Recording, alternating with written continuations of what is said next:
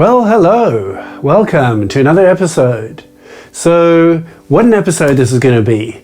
I have some startling insights, some incredible facts, and actually, you know what? I really don't. But this is going to be an interesting episode. Firstly, I dressed up. I wore a little bit of a snazzy suit. Secondly, a really normal friend of mine who is not really into consciousness per se asked me a really interesting question. He very gently asked, kind of gently confronted me, I would say. And he said something along the lines of, I watched one of your episodes, and why do you speak slowly in that meditational voice? And he said, it just, you know, what you're speaking like this to me right now, and then you slow down like that and talk to the camera.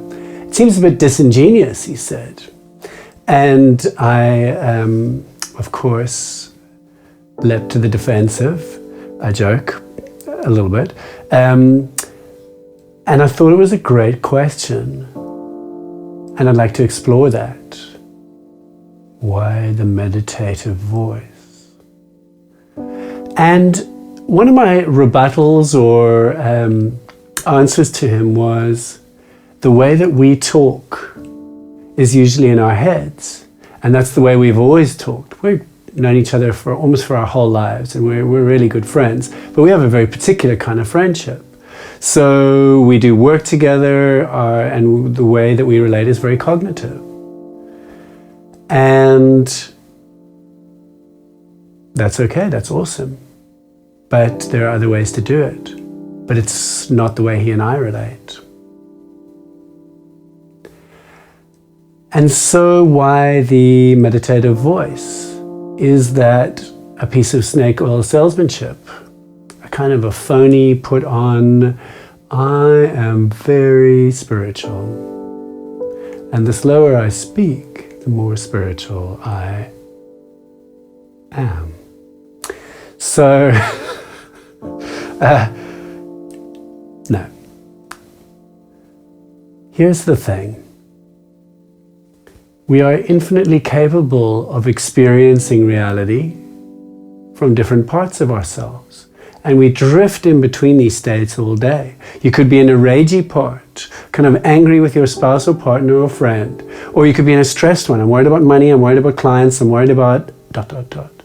Or you could be sad and low. Or you could be hyper, super excited about some new potentials.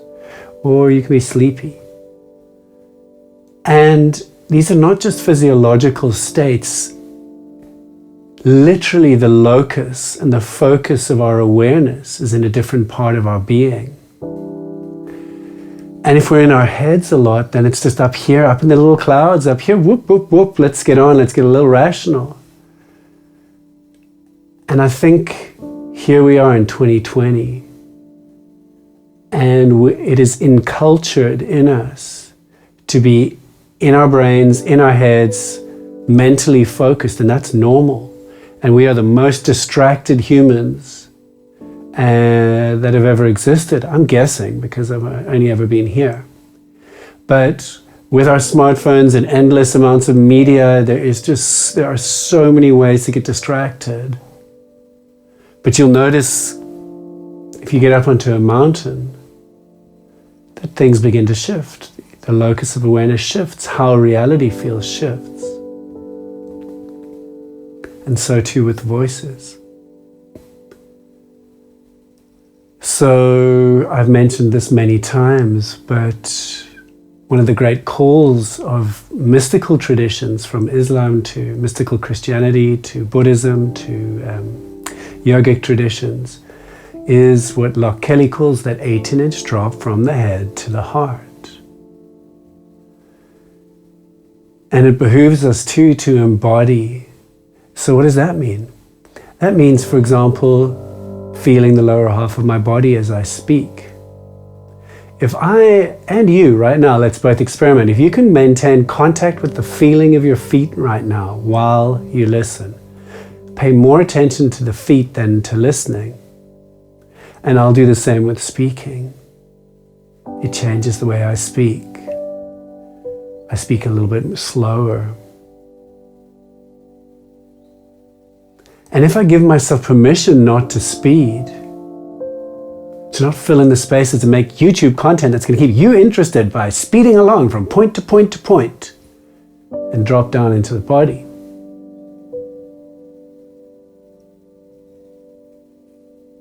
then something different happens. It's not a normal, I would say, because normal is fast for the most part. But our sped up civilization doesn't seem to be working out that well. And that way of being for me is potentially at the root of the destruction of the planet and this way of living inequitably. I'm speeding on to the next thing, acquiring the next thing, saying the next thing, filling the space all the time.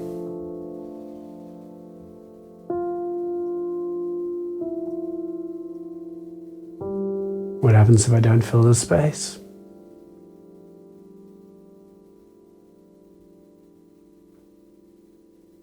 Will you get bored of this video? Must find more content quickly. Fill the hole.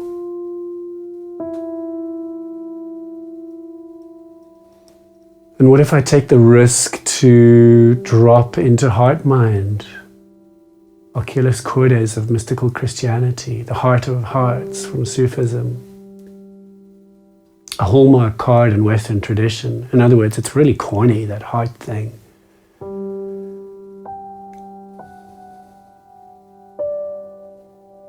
But for me to do it here is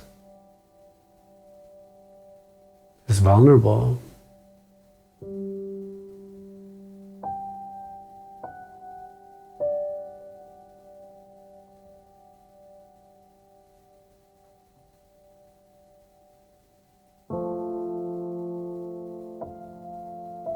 So here we are again.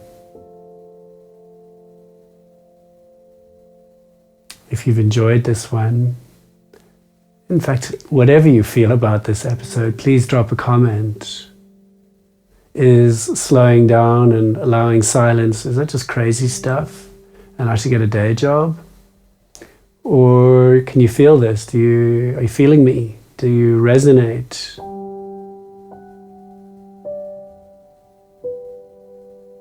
Does it matter to you where your awareness sits in your being?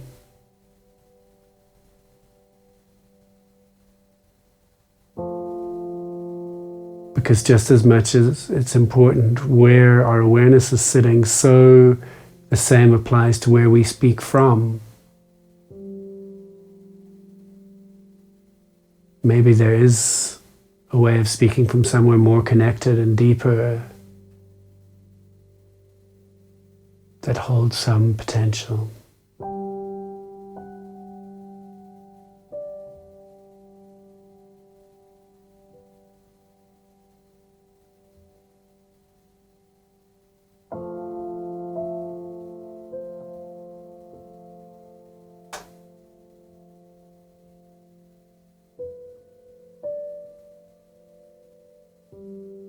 Thanks for watching. I was just looking at the cat.